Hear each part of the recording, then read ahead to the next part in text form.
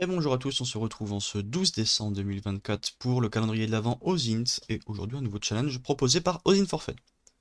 On nous dit qu'il y a 9 ans jour pour jour, donc le 12 décembre 2015, un accord important pour l'avenir de notre planète a été adopté au terme de plusieurs jours de négociations. Donc déjà il va falloir trouver quel est cet accord. Et une fois qu'on a ça, on nous dit que pendant celle-ci, donc pendant cet accord, euh, un musée célèbre a été fermé au public car il se trouvait trop proche de la zone diplomatique. Quand on entre dans ce musée, quel est le nom de la salle face à nous? Donc, devant jour pour jour, c'est le 12 décembre 2015. Donc, 12 décembre 2015, accord. On va mettre à venir planète. Donc, Laurent Fabius a arraché l'option par 195 pays, l'accord de Paris sur le climat. Donc c'est ça en fait. C'est l'accord de Paris. Donc c'était pour la COP 21 de mémoire. Ok. Pendant celle-ci, un musée célèbre a été fermé car il se trouvait trop proche. Donc, accord de Paris, il faut trouver où est-ce que ça se situe.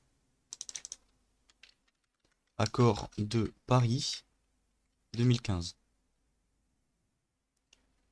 France, ok, donc là on n'a pas. Donc le location France, donc c'était au Bourget.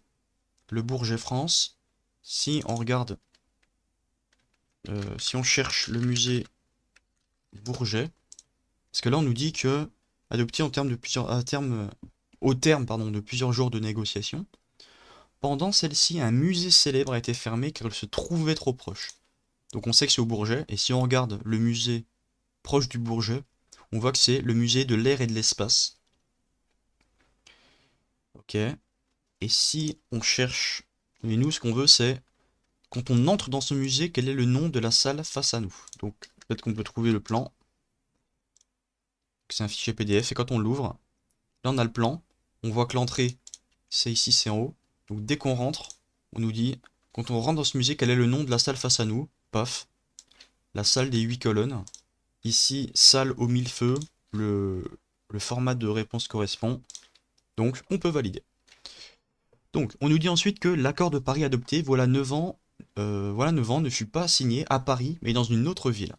On peut admirer au musée de l'air et de l'espace un appareil restauré qui relia ces deux villes sans escale. Dans l'autre sens, cette traversée a été réalisée quelques années plus tôt avec un autre appareil. Quelle est en chevaux la différence de puissance entre les deux appareils? Donc, accord de Paris, ça a été signé dans une autre ville. Donc, si on cherche accord de Paris, signature. Donc là, c'est la conférence qui s'est faite à Paris, mais accord de Paris pour le climat. Donc si on va sur la page Wikipédia, on voit que le lieu de la signature, ça a bien été fait à New York. Donc nous, ce qu'on veut, c'est au musée de l'air et de l'espace un appareil restauré qui relia Paris et New York sans escale. Donc, musée du Bourget, qu'on va enlever plan, on va retourner sur le site, musée de l'air et de l'espace. Donc, les collections d'avions, non, nous on veut le musée, non plus, peut-être les collections. On veut obtenir les avions. Est-ce qu'on a la liste des avions quelque part? Nos collections. Voilà, voir toutes les collections. Nous on veut entre un appareil qui relie ces deux villes sans escale. Bon, on va faire toutes les collections, pour être sûr. Est-ce qu'on peut voir quand même... Il y en a vraiment trop. Je vais peut-être revenir en arrière. Alors, est-ce qu'on peut voir les avions en particulier? Je sais pas si on peut lister ça. Normalement, oui, j'imagine. Par exemple, ici, pour cette période, dans les halls d'exposition...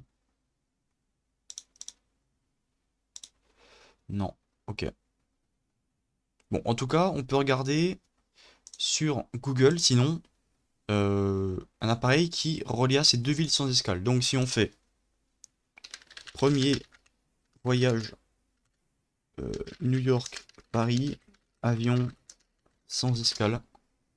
On cherche ce genre de choses et là, paf, on tombe sur la page Wikipédia du vol transatlantique. Donc, si on regarde, on nous dit qu'un vol transatlantique, c'est un vol d'un aéronef d'un côté de l'autre de l'océan Atlantique, soit d'est en ouest, soit inverse, ou bien d'Europe ou d'Afrique vers l'Amérique du Nord ou du Sud. Donc, au niveau de l'historique, on a différents. Donc là, premier vol. Ok. Route transatlantique, les records. Donc là, on nous dit que le prix Orteg est lancé récompensant de 25 000 $. Donc à l'époque, ça faisait 355 000. Alors non, 25 000 $ de l'époque, pardon. Donc en fait, ce qui fait avec l'inflation et tout, en 2015, c'était 355 000. Le premier aviateur allié qui réaliserait un vol sans escale entre continents, de New York à Paris ou dans l'autre sens. Donc apparemment, donc en Irlande, ok, ça c'est pas ce qui nous intéresse. Ensuite, c'est des Portugais, c'est pas ce qui nous intéresse non plus. Donc nous, ce qu'on va faire, on va faire juste un contrôle F de Paris, parce qu'en fait, on veut chercher Paris.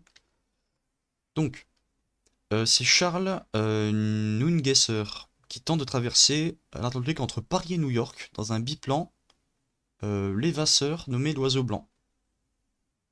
Mais il disparaît sans laisser de traces. Dommage. Ensuite, on nous dit que Charles Lindbergh, c'est celui qui réalisa la première traversée New York-Paris sans escale sur son Ryan NYP Spirit of Saint-Louis. Donc ici, qui relie à ces deux villes, mais dans l'autre sens, cette traversée avait été réalisée quelques années plus tôt. Donc dans l'autre sens, c'était de New York à Paris, parce que là on parle de Paris à New York.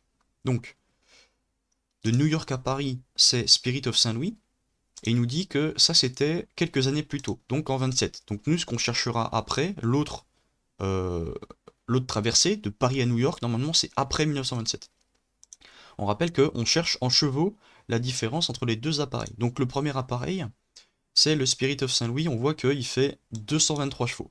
Ok, donc ça on garde de côté, 223.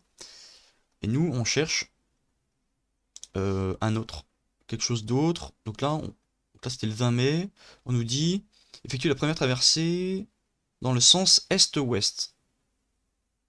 L'école de Saint-Louis, une plus grande ville du Sénégal, heure de Paris.